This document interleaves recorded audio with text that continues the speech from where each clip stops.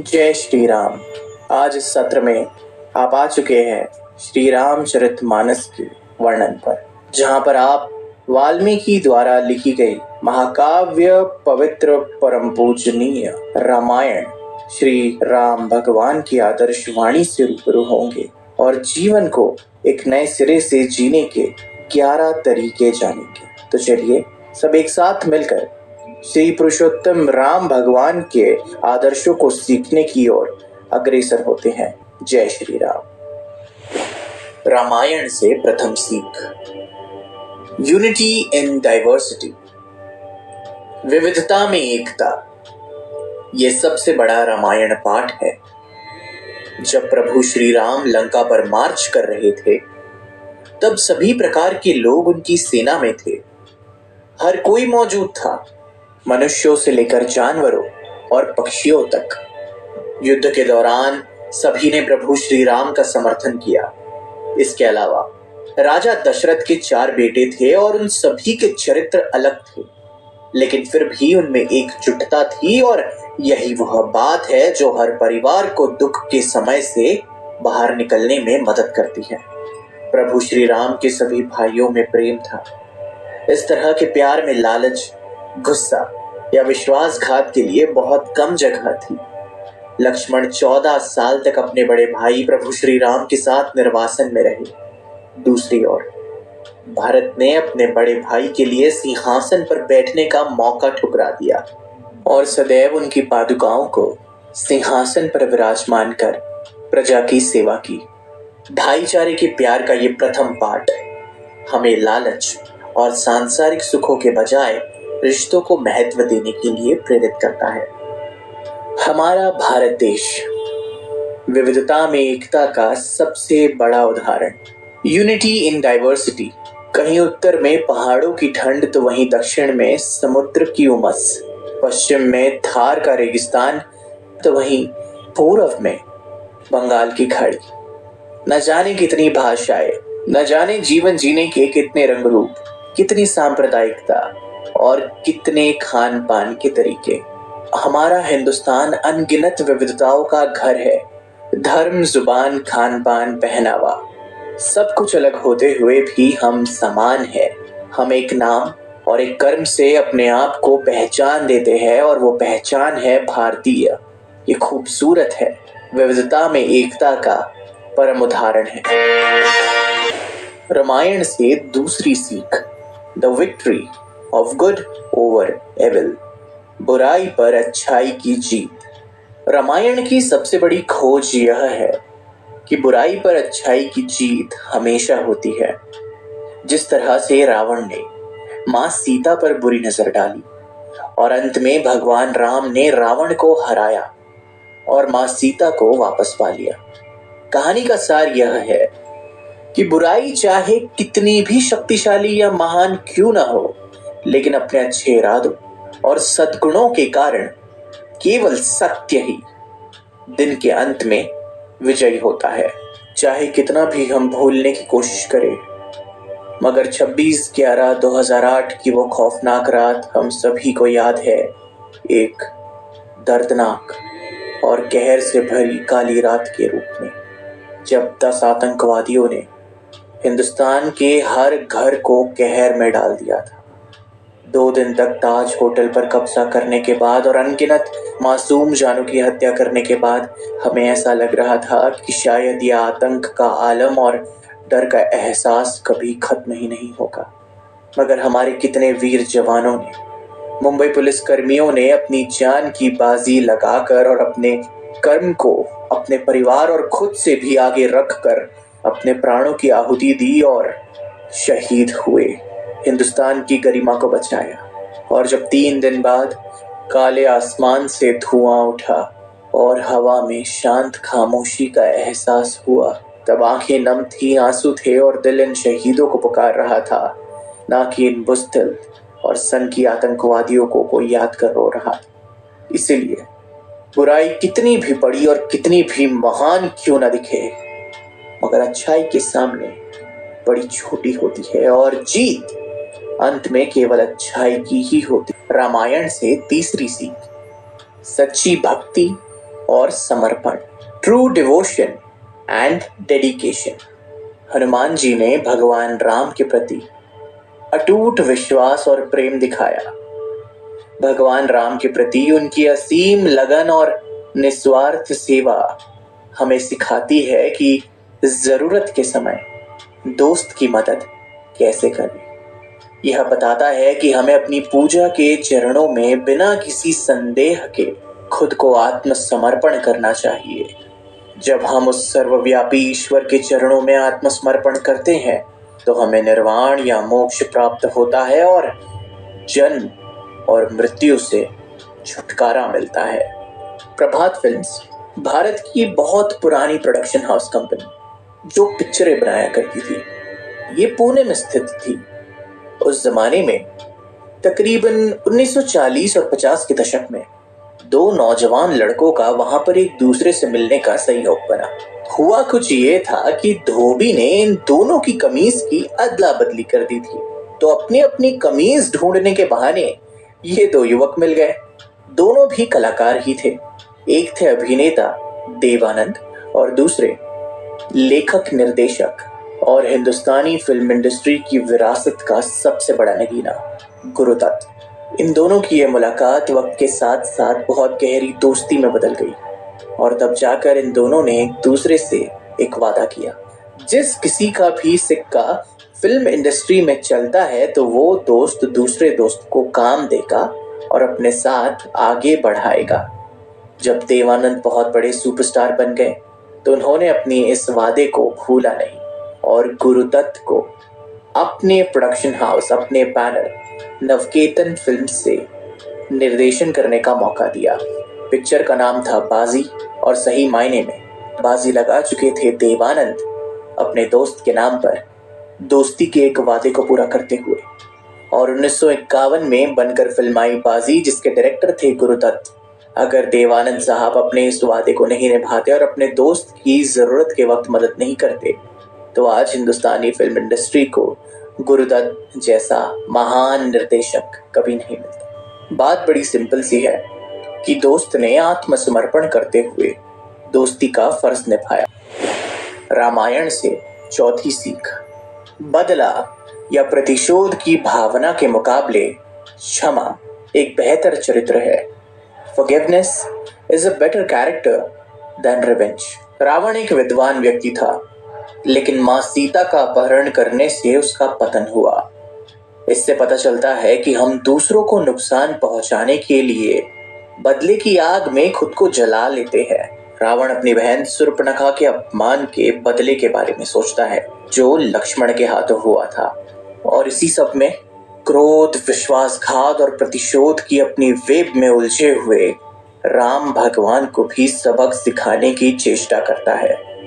और बाकी का इतिहास तो सभी को पता ही है कि रावण का पतन स्वयं प्रभु श्री राम के हाथों हुआ। इसलिए हमें प्रतिशोध, अहंकार और क्रोध के बदले क्षमा का स्वभाव अपनाना चाहिए। कहा जाता है कि बदले की भावना किसी इंसान को कहीं भी नहीं ले जाती, और कोई इंसान जब किसी और की कब्र खोदने की तैयारी में लग जाता है तो बदले की भावना खुद उससे अनजाने में खुद उसकी ही कब्र भी खुदवाने लगती है। क्षमा का भाव आपके चरित्र को दिखलाता है और बदले का भाव आपके गुस्से को और आपकी नादानी को। उदाहरण काफी सिंपल सा है। हमारे ही पड़ोस में एक देश है, नाम नहीं लेना चाहूंगा, सभी जानते हैं। न जाने कौन सी घड़ी का बदला लेते आ रहा है, हर बार घात पे घात, आघात, पीठ पीछे वार।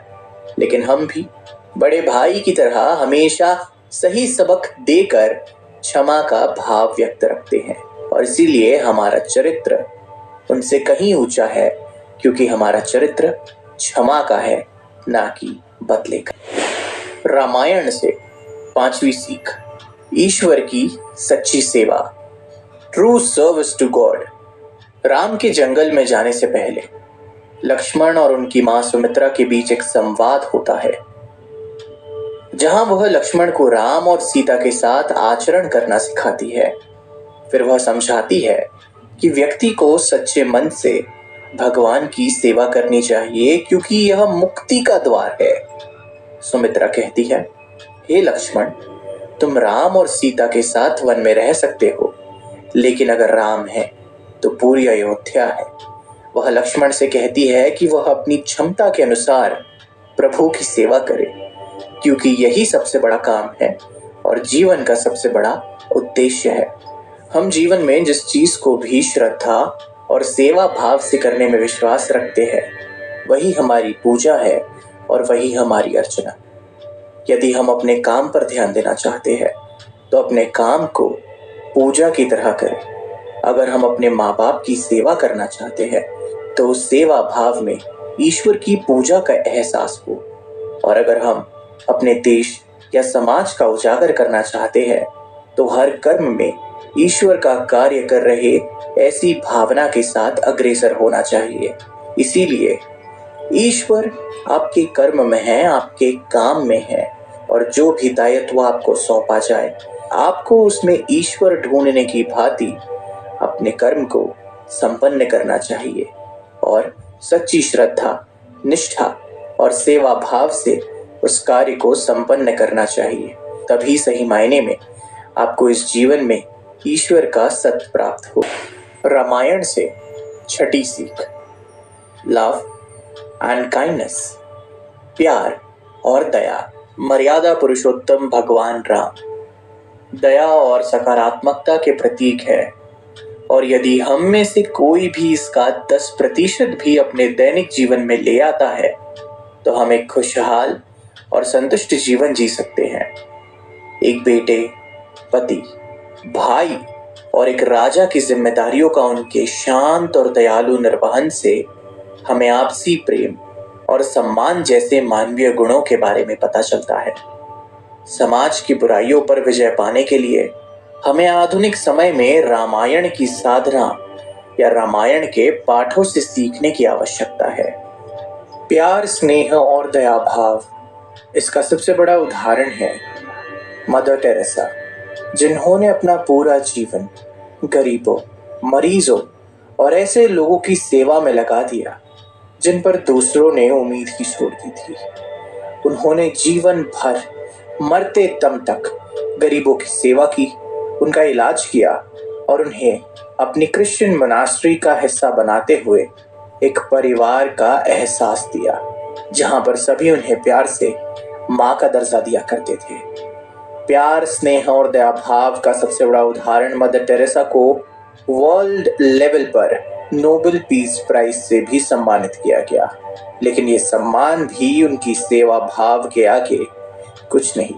वो दूसरों के दर्द को महसूस कर सकती थी, वो दूसरों के दुख को समझ सकती थी, और इसीलिए उन्होंने अपना पूरा जीवन यीशु की आराधना में और गरीबों, मरीजों और जो दुख दर्द से भरे पड़े हैं उनकी सेवा में और उनके जीवन को बेहतर बनाने में लगा दिया।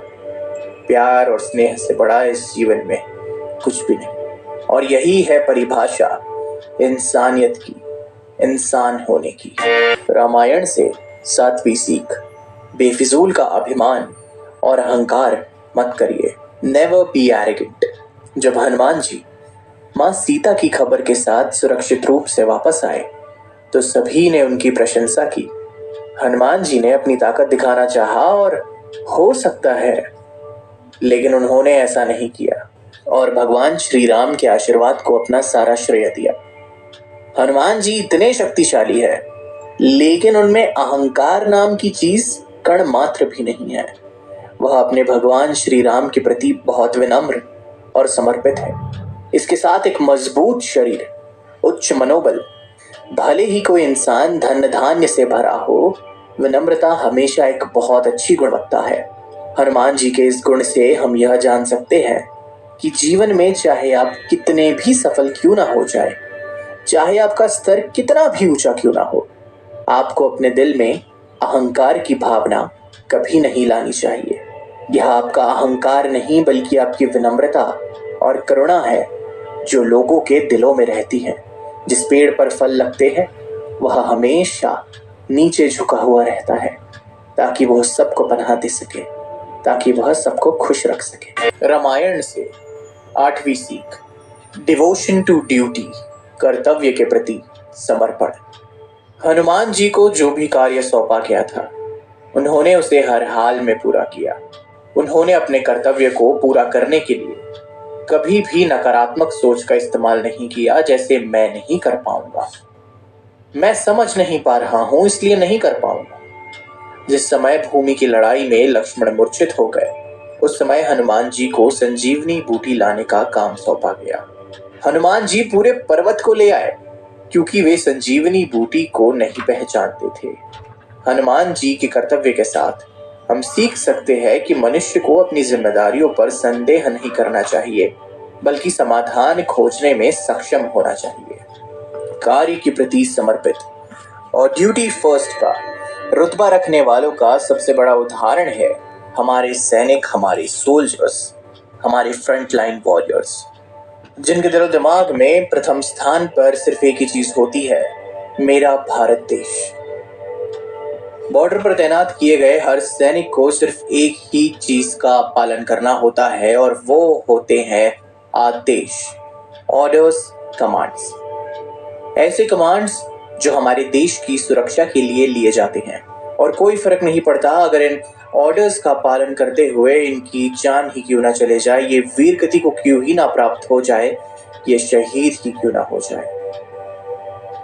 इन्हें पता होता है कि जब तक जिएंगे हंसकर, मुस्कुराकर और जाबाज की तरह जिएंगे, और जिस दिन देश की सेवा करते हुए उच्च बलिदान को प्राप्त हो गए तो तिरंगे में ही लिपटकर अपने घरों की तरफ रवाना होंगे, अपने परिवार से मिलेंगे। जो जानते हैं कि एक सैनिक के लिए उसका देश पहले, उसका परिवार बाद में, उसका कर्म पहले, उसकी इच्छाएं बाद में, अपने कर्म की ओर, अपने कार्य की ओर और अपने आदेशों का पालन करने की ओर जो समर्पण एक सैनिक का होता है, और वैसी ली गई खुद से परिक्रमा कहीं और नहीं मिलेगी। डिवोशन टू ड्यूटी, कार्य के प्रति समर्पित, भारत देश की सेवा में। रामायण से 9वीं सीख, hurry up for auspicious work and postpone bad things. शुभ कार्यों के लिए जल्दी करे और बुरी चीजों को स्थगित करे। पहली बात रावण ने लक्ष्मण से कहा कि आपके जीवन में जो भी कार्य आपके लिए शुभ है, आपको उसे जल्द से जल्द करना चाहिए। इसी तरह से अशुभ कार्यों से हमेशा बचना चाहिए।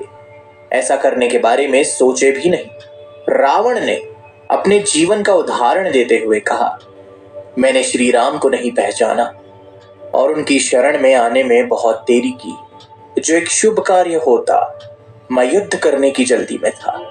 जो एक अशुभ कार्य था, अगर मैं इससे बचता तो आज मेरे परिवार को ऐसी हालात का सामना नहीं करना पड़ता। इसलिए हमेशा याद रखना कि आपको जल्द से जल्द शुभ कार्य करना चाहिए और अशुभ कार्यों से बचना चाहिए। रामायण से 10वीं सीख, don't tell secrets of your life to anyone. अपने जीवन का रहस्य किसी को ना बताए। मनुष्य की सबसे बड़ी कमजोरी यह है कि वह आसानी से अपने जीवन का सबसे बड़ा रहस्य दूसरों को बता देता है, जो भविष्य में उनके लिए घातक हो जाता है। ऐसे रहस्य भविष्य में कई समस्याएं लेकर आते हैं। यदि रावण अपनी बात रखता है तो उसने जो सबसे बड़ी गलती की वह यह थी कि विभीषण उसकी मृत्यु का रहस्य जानता था। अगर उसने यह बात विभीषण को नहीं बताई होती तो वह आज नहीं मरता और वह जिंदा होता। यह उनके जीवन की सबसे बड़ी गलती थी, जिसने उनके जीवन को समाप्त कर दिया और उस मुहावरे को जन्म दिया कि घर का भेदी लंका ढाए। और यही इस सीख का सबसे बड़ा उदाहरण भी है, रावण का अपने रहस्य को विभीषण अपने अनुज को बताना, जो उनकी मौत का और उनके काल का कारण बना। 11वीं सीख, इंपॉर्टेंस ऑफ गुड फ्रेंड्स, अच्छे मित्रों का महत्व। रामायण हमें अच्छी कंपनी के महत्व को बताती है। कैकेयी राम को अपने पुत्र से अधिक चाहती थी, लेकिन मंथरा की बुरी सोच और गलत बातों के कारण वह राम के लिए 14 साल का वनवास मांगती है। इसलिए हम सीखते हैं कि हमें अच्छी कंपनी, अच्छी संगति में रहना चाहिए, ताकि नकारात्मकता हम पर हावी ना हो और हमें हमारे पथ से ना भटकाए। एक सच्चे दोस्त का होना बहुत जरूरी है। 100 नकली दोस्तियों पर भारी एक सच्ची दोस्ती।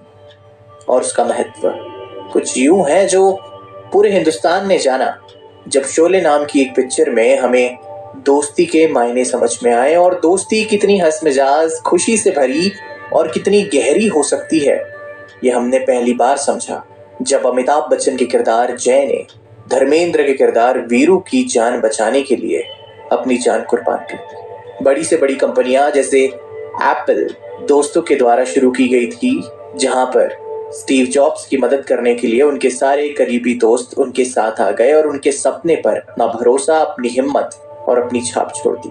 माइक्रोसॉफ्ट भी दो दोस्तों के द्वारा शुरू की गई थी, जिसे बिल गेट्स की गुणवत्ता पर भरोसा था। दोस्ती इस दुनिया की सबसे खूबसूरत चीज है और अच्छे दोस्त मिलना जन्नत मिलने से बिल्कुल कम नहीं। अच्छे दोस्त आपको उठाकर, आईना दिखाकर ये समझाते हैं कि आप कितने बेहतर हैं और आप कितने बेहतर हो सकते हैं। और नकली दोस्त, अगर आप भाग रहे हो तो ही आपके साथ दौड़ना चाहेंगे, लेकिन अगर आपकी रफ्तार धीमी हो रही होती है या आप लड़खड़ाने लगते हो तो आपका साथ छोड़कर चले जाएंगे या आपको बुरी आदतों से मिला देंगे। तो अपने दोस्त, अपनी दोस्ती और अपनी संगत बहुत ध्यान से सुनिए, क्योंकि ये दोस्ती ही है जो आपको फर्श से अर्श तक या अर्श से फर्श तक ले आएगी और आपके इस जीवन को या तो स्वर्ग या नरक बनाएगी।